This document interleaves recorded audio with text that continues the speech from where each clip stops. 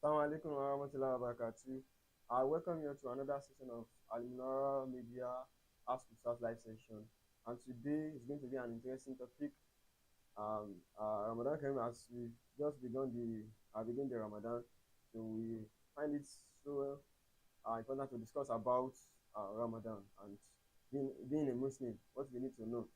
So for today, we've gone to a special place to get someone that is special to discuss with us, and this is going to be our research for today, which is Dr. Abdulatif Olabodi Oshodi, who is a surgeon consultant at Last Week, and he's going to be discussing with us a fasting Muslim and his earth. Probably, this means that he's going to be telling us what we need to know and what we don't know, or as well, he's going to be reminding us what we know and we probably have forgotten about it. So, uh, I'm glad to introduce to you our lecture today. Assalamu alaikum, sir.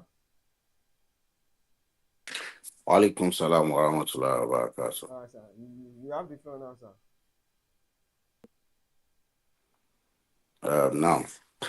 Now, Alhamdulillah, Rabbil Alamin. Give thanks to Almighty Allah who has made us human beings. He didn't just make us human, he also made us Muslims. And, he not didn't just make us Muslims, he also made us Muslims who knows their rights from their left. We also thank Allah who has bring forth the holy month of Ramadan upon us. May Allah make all of us to benefit from it. Amen. Now, based on the topic before us, our health, our Ramadan, and how do we balance the two?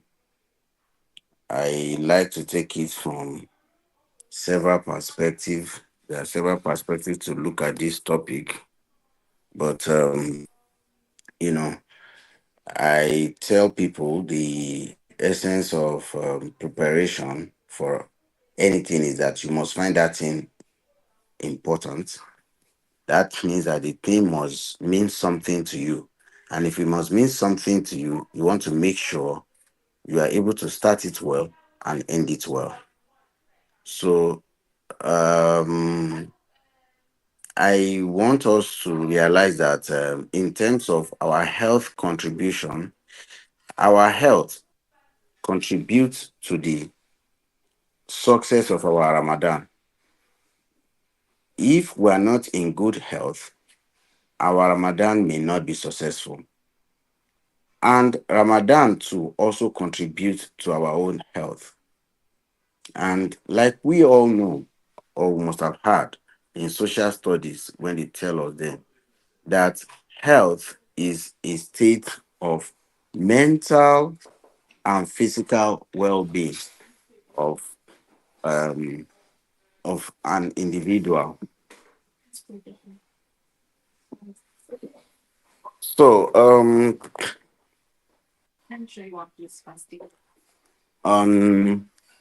in terms of that, it means that there is no health. Our health is not complete if our mental health is endangered or if our physical health is also in trouble. So, um, the first thing I would like us to know is that most of us think that when we talk about our health, it's about okay if we have underlying disease. No, that's not the most important thing as far as I am concerned when it comes to our Ramadan. Our health contributes to how successful our Ramadan is. For example, now, if you have a state of poor mental health, you will be fasting and be hungry, be stressing your the cells of your body. You will put your stomach under a lot of pressure. Gastric acid is being produced. There's no food to work upon. But your Ramadan may not be a healthy Ramadan. So the one that we take for granted the most is what I usually now emphasize: our mental health to start with. There are so many stressors we all go through every day that can affect the quality of our fast. For example, now, if you are fasting and you have an Okada man who brush your car, and you say, Orieti Daru, you're a madman, and start again, yet if that has put a dot, like a stain on our Ramadan. Yet our stomach is hungry. And there are so many things like that we do that we just keep the stomach hungry for nothing. Meanwhile, because of our suboptimal mental health, we're just stressing ourselves. The quality of our Ramadan is faulty. So, one of them is physical stress. In this Ramadan now, one of the things we must engage in is that we must look into our physical health, physical stress. Things that stresses us, we must avoid it so that we can have a quality Ramadan. For example, now, if you go to work and you live very far away from work, and you know that your work is far, you have to travel 1 hour, 1.5 hours from work, from home to your work. Let us leave early so that we will not end up shouting, arguing, and cursing people on the road. It affects our mental health, it affects our physical health, because when you do all of this, your blood pressure has a chance of rising. Those of us with pre-existing blood pressure will stand a chance of developing several diseases like strokes. And then there's no way you can complete that fast the moment you have a stroke. So you have started the fast now, as you have started today, but you can't complete it. That is not a healthy Ramadan. Those angles, we don't look at them, but they are very important. The moment you fall ill and you become debilitated and you cannot do things that you are expected to do physically, you are not dependent on people, then you have lost this Ramadan. So as little as that kind of thing is, it is enough to make us to lose Ramadan. And if you have diseases like that or troubles like that, it will have been okay if it is just you.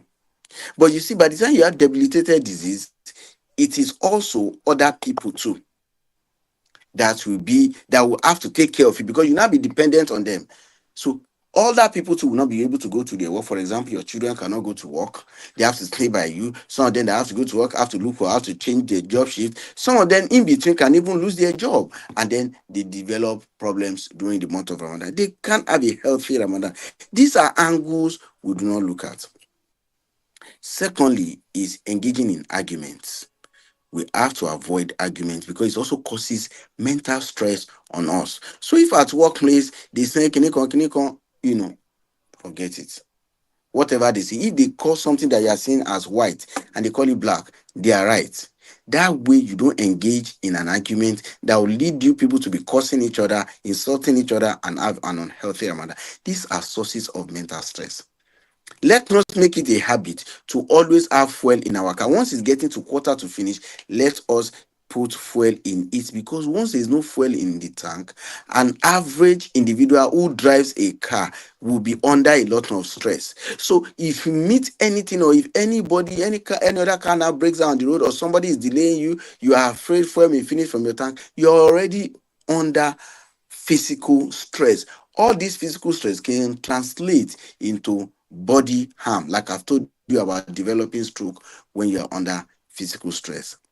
Those of us who have been engaging in bad habits, those of us who drink alcohol, like especially the people that make alcohol now, they made it so convenient that no matter how much you try, even if you are financially stranded, they have made the sachets one, that they call furniture, so that you will still continue to consume this thing.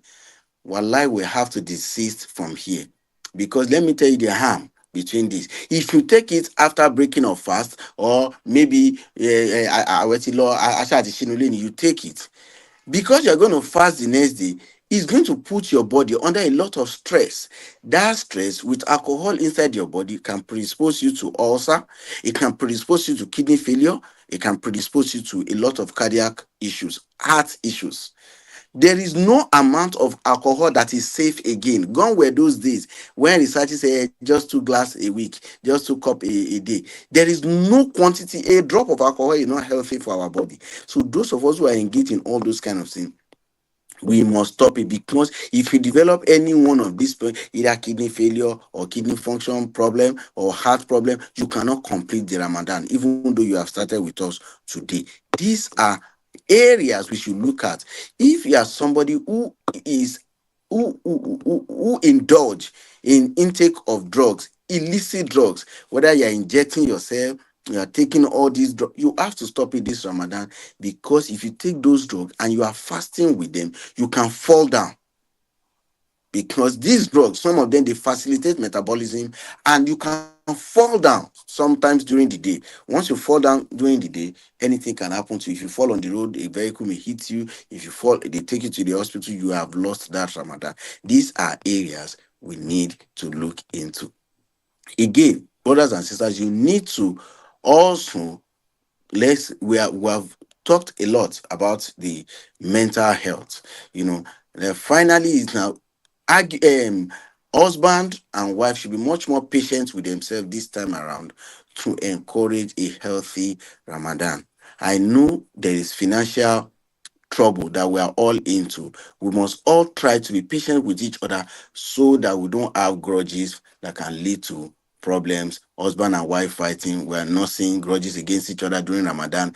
That is not a healthy habit, and automatically it will affect our Ramadan. So patience, patience, patience with ourselves, with our household, with our workplace, with everybody around us, also help us to physically and mentally participate in this Ramadan very well. Second one, apart from mental health, is that those of us, we should have within the first week of Ramadan, at least before the last 10 days, let it be that that is your own preparation towards the last 10 days. Let's have our eyes checked up. Some of us, we find that we are stuttering, or we are struggling to read the pages of the Quran. It is, and we do not know that it is because we cannot see very well. We think maybe we have lost touch with the recitation of the Quran. Let us get our eyes checked. Go to any of the general hospitals by Monday. Let's check our eyes. Those of us that need our eyes to be taken care of, so that you can take care of the eyes. A healthy eyes will make you to benefit richly from Ramadan, because you'll be encouraged to read the Quran without straining your eyes. You'll be able to even read more pages than if you have been straining your eyes. I have people who cannot read, who are telling me that they find that they are struggling with the Quran, and he didn't even know that his eyes were not okay. Again, let's leave the eyes. Another part of our body we should take care of is our mouth. Our mouth during Ramadan, our mouth participates in fasting during Ramadan, and that is why our mouth used to, apart from the fact that it is dry, there are also some odor that comes out from the mouth of a fasting Muslim. The fact that we are fasting does not mean we should lose our job. We should not be able to win contracts that we're going for. We should not be able to achieve, as students. We should not be able to participate in some interviews. As we should be able to. But during Ramadan, we notice that our mouth used to, let me put it in quotes, stink. Sherry, spiritually, based on Islam, and Muhammad Sallallahu, he made us realize that that is a good thing. It's a rewarding thing that the odor that comes out from your mouth is like a scent that earns us reward from Allah. But you see, because we are going to be mingling with people who do not know whether we are fasting or not, because we may have interviews, we need to take care of our mouth. We need to get a mouthwash, like Listerine mouthwash, in case we have important events that we need to attend to, and our mouths need to be fresh. So immediately after we have brushed our teeth in Subway, we use the Listerine mouthwash, just one cupful, put it in your mouth, 60 seconds, pour it out. Your mouth will be fresh, and it will take care of all the bacteria that used to cause mouth odor, pending when we are going to break our fast in the evening, so that we don't go to interviews, we don't go to places and lose opportunities because they think that we don't have good personal hygiene. That is as regards to our mouth. Again, when we now get to our heart, a lot of us, all of us that are listening to this program, should make it a point of duty that today, tomorrow, we check our our blood pressures. Today, tomorrow, we should check our blood pressure. It's very easy. There are some of our parents that already have it at home, but somehow we think that we can never be hypertensive. 5-year-olds are hypertensive that are on admission here. 7-year-olds are hypertensive that are on admission here. How much more we university students, we workers, adults, nobody can claim that it is okay until you check it. Make it a point of duty. Check your blood pressure, because when you are fasting, you are hungry, you are going to be doing a lot of stressful work. It's going to place a lot of stress on your system, and that can cause some cardiovascular stress. That's heart and blood vessel stress, which can actually make you faint, make you, fall sick, and you are unable to complete the Ramadan. The whole essence of all of this is to make sure that we don't just start this Ramadan, we also complete it. Those of us who doctor have, for one reason or the other, found us to be hypertensive, we should not argue. It is not your fault. Take your drugs regularly. Take at sahur, take at iftar. Wallah, you will be okay, and your heart will be healthy. You'll be able to complete your fast very easily. The same thing with our intestine. Stomach and intestine, we need to take care of it. Those of us who used to have pain whenever we are hungry, or pain whenever we finish eating, it is usually called heartburn. There are drugs to take care of this thing. Complain to your health center doctor, complain to your private hospital doctor, come to general hospital. There are drugs they can give you that you can take, one at sahur, one at iftar. All of any other person that have any other ailment, especially diabetes mellitus, where they tell us, and diabetes, like I told you, we have 5-year-old, 10-year-old with diabetes, what we call juvenile diabetes mellitus. So it's not restricted to the elderly people at all. Young people too need to test themselves and be sure. So where you have gone to check for your BP, if they tell you 500 naira for BP, spend another 500 naira or 1,000 naira to check for your blood sugar. These are ways to check whether you are healthy. And then you can tell them to do a urine test for you. All the health centers are available for all of it. For those of us who are intentional about this Ramadan, and whatever we want to do in our life that we want to be successful at, we have to be intentional about it. These are ways of being intentional about it. Ramadan is just starting. The stress on our body is still less. Let us check it now, so that the same body that starts can finish it, inshallah.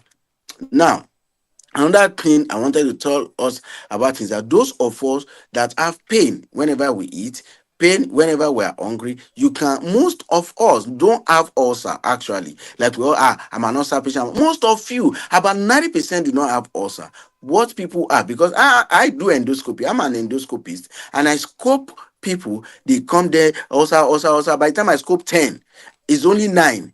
It's only one that will have truly ulcer. The remaining 9, they have what we call gastroesophageal reflux disease. It's a reflux disease. The acid in the stomach is refluxing into your esophagus up here. That's why you're having a heartburn. There are lifestyle modifications to treat that, as well as drugs. That is not a good reason why you should fast 3 Ramadan and have to pause for 2. That is a sign of somebody who is not serious with his or her own Ramadan. And it's commoner among young people as well as the middle-aged people. So let us get ourselves checked up today, and then inshallah it will all be sorted.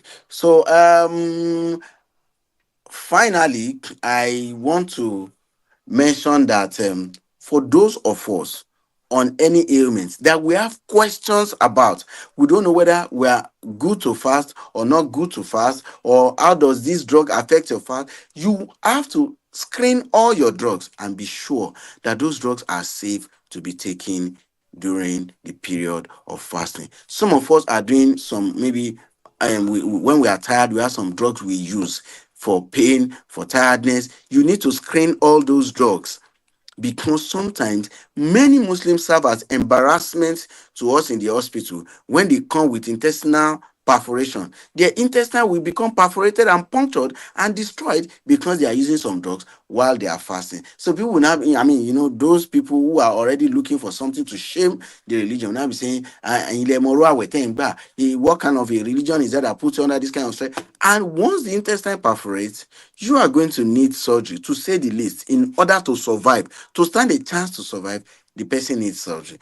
By the time you do surgery, let's say you do surgery in the 5th day of Ramadan, for the remaining 25 days, that person is not eligible to fast. That person has lost the whole of this Ramadan's fast. So whatever you are doing, ensure you cross-check with your doctor if the drug is safe during fasting, because some of them are supposed to be taken with food and you may not be eating food, or some of them are supposed to be taken with food in the morning, and you should ensure that the stomach is not really empty of food throughout the day. At least you should be eating something in between.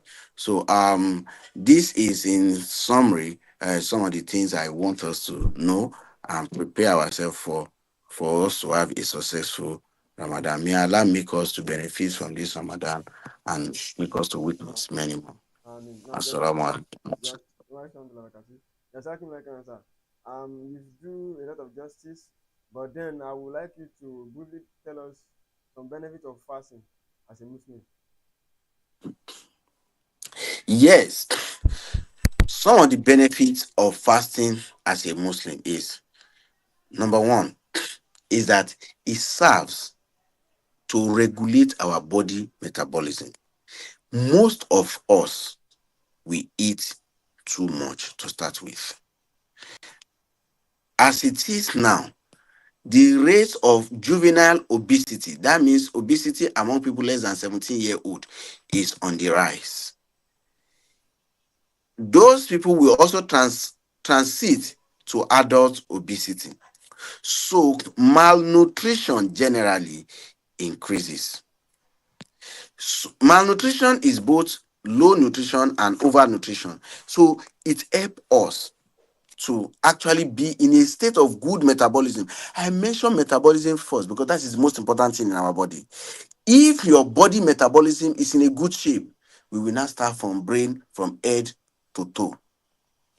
That means that you are taking the right quantity, you are not taking excessive quantity of food into your body. You see, a lot of people, physical health starts with both exercise and diet.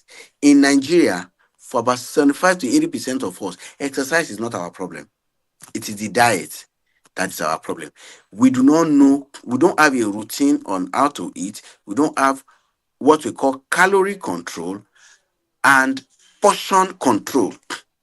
All of those, our Ramadan will help us. Because portion control, most of us cannot eat so much at sahur. So chances are that you will not eat so much at sahur. And if you follow the Islamic tenets, you are supposed to eat only a third full of your stomach. That is actually what science too recommends for us. Now, if you eat a thoughtful and you're able to exert yourself throughout the day, you go to your work. The kind of work we do in Nigeria is enough as exercise for us.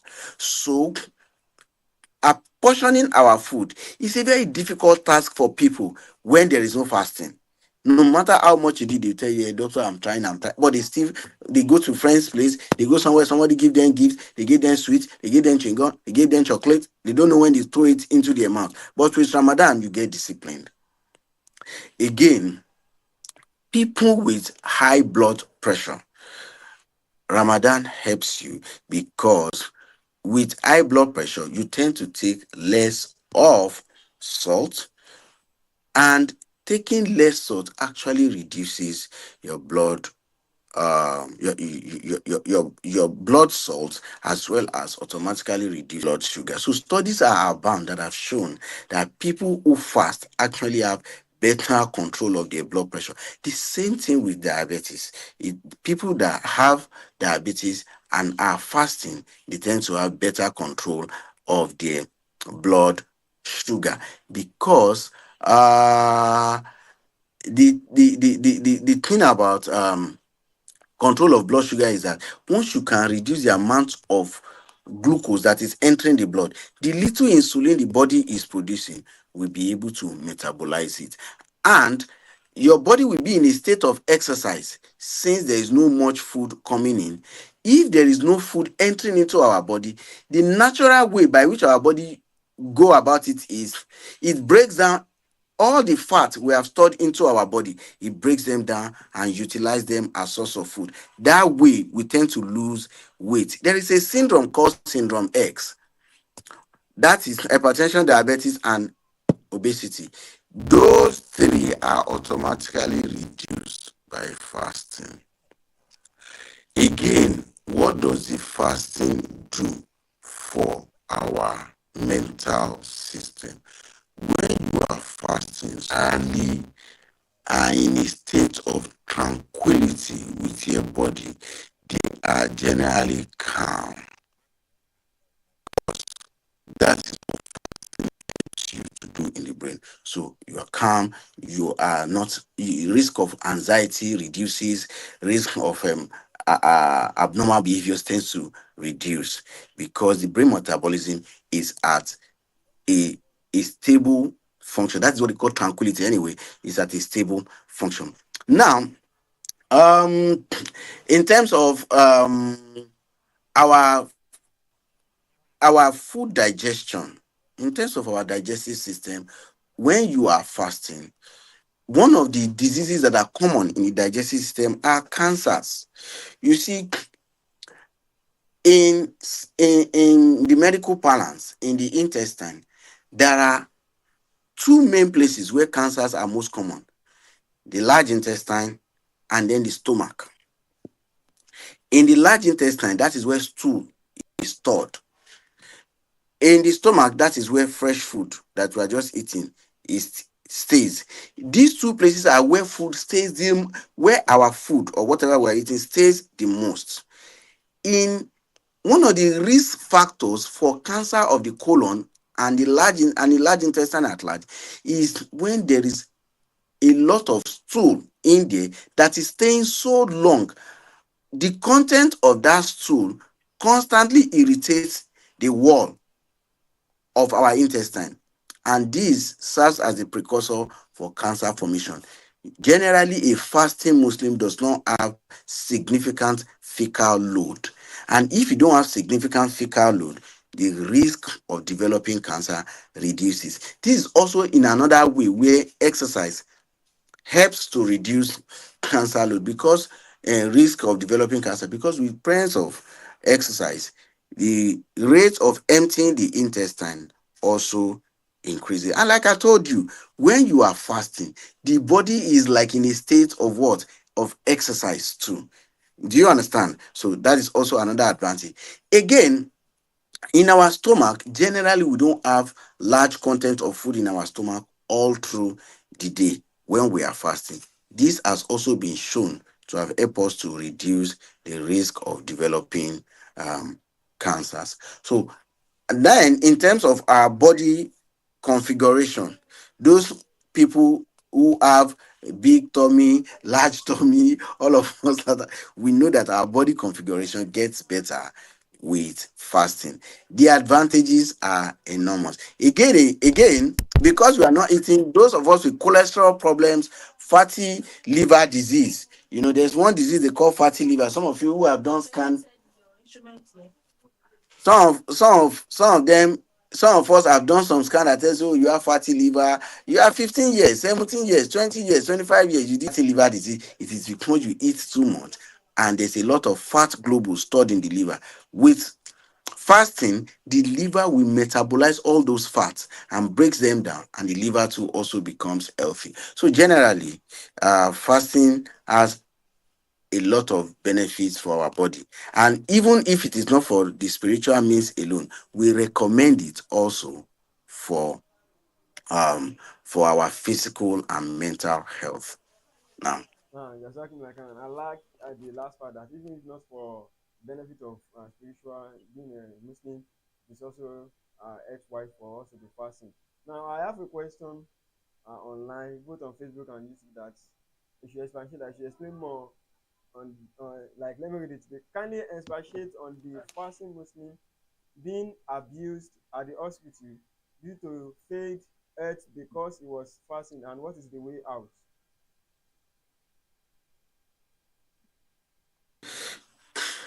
thank you. I'll quickly answer that. Nobody, if you understand your Islam very well, most of the people that will insult you are ignoramuses. They are just envious of your religion. It is not because you don't know that fasting is good. Because we, as health professionals, recommend fasting for people. We tell them eat a little but frequently. Sometimes I recommend just 6 spoons of of rice as breakfast. for some of my patients, and that's all they will do. There are some patients that they are not even fit for surgery. We give them 3 months to go and lose weight, 3 months to go and lose, and that weight loss entails fasting. We fast them. So that person is an ignoramus to start with. The person is not abusing you because you are fasting. The person is Islamophobic. The person does not appreciate your Islam. Again, ask the person direct question. We have to be confident. How has my fast contributed to this problem? And doctor, whatever it means I need to adjust it to my fast. That is what I want you to tell me, rather than telling me not to fast or be against my fast. It is not your responsibility to judge me or judge my fast. So that is how to address the person. How has my fast contributed, and tell me what I can do to modify my treatment with this fast. That is how to address it, please. Lastly, I would like you to give us more knowledge about the eating habits when we want to break our fasting. You see some people when they will drink tons of oranges, tons of different fruits, then you see them taking puff. Day after they will see like sometimes you see some people eating 3 or 4 foods because they are breaking their fasting. So I would like you to. Now, Jazakumullah khairan. This is also one of the areas I am happy you asked me, because I was supposed to have touched it. You see, when we are breaking our fast, we need to be careful with how we eat. We need to be careful with how we eat and break our fast. You see, um, the cells in our body, they are already agitating for food. If you eat so much breaking your fast, you will have a lot of glucose load into the system, and that can tilt you into transient hyperglycemia. That is what we call high blood sugar. So when we want to break our fast, we do not need to make it look like, I have conquered today, I must return everything that I have lost. No, that's not the spirit of fasting. Wallahi, that's not the spirit of fasting. Because even when we recommend it for you in the hospital, we will tell you that at no point do you think, you not say, I have tried for the last 1 week. This week, I want to eat whatever I like. You will even get worse than how you were coming from. So all these health benefits, you will lose it if you are eating unrestrained loads of food. So when you want to break your fast, for our Prime Minister Sam have given us the whole idea. It is still the same thing. You take, once you have made your dua, you take dates, you take a lot of water to replenish the cells, because your cells need more water. You take a lot of water to replenish the cells, and then you take a light food. Whatever it is, do not eat that till you are full to the brim. No, don't do that. Once you eat, you are filled to the brim. Medically, you are doing yourself a lot of harm. That predisposes you to what we call gastroesophageal reflux disease. Because when the food is full, it will be refluxing into your esophagus, and it will predispose you to what we call GERD, as well as peptic ulcer disease. So, and also it can also affect your sleep. You can regurgitate while you are sleeping because your food has not gone down, especially if you eat food that takes more than 3 hours or more than 2 hours to digest, like yam, like pounded yam, like eba, like porridge, like meat. These foods take almost 4 hours before they leave the stomach. By that time, imagine if you are breaking at 7 and your food have not digested for up to 4 hours. That means by 11, most of us are ready to sleep. Then, if you sleep on a full stomach, you will have difficulty. You could have aspiration of the food. The food can aspirate. That means it can come out from your esophagus into your throat and enter your airway. That's the reason why people cough, cough, cough, cough, cough while sleeping. They just start coughing, and then they start giving them water. Drink water. Atati sapalori. You should not do all those kind of things. Still maintain 1/3 of your stomach. Just eat healthy. And even after Ramadan, you should continue this mode of eating habit. Thank All you. right, so just like we really appreciated your time. So on this note, we would like to end it so that doctor will have time to attend to other people. So we are saying Jazakum like and we hope that whenever we need your attention, you are going to grant us the permission. Inshallah. All right, sir. Assalamu alaikum. Jazakumullah. You are free to do now. Right. Now that is all from our studio and our staff. We would like to hear from you a particular topic or discussion we want to have, wants us to have, so that we will work towards it and let you have it. And then you can still drop your questions right before this to the just lecture that just left now. That is the doctor to attend to this right before the back to this our social handle. So on this note, I will say, Assalamu alaikum wa rahmatullahi wa barakatuh.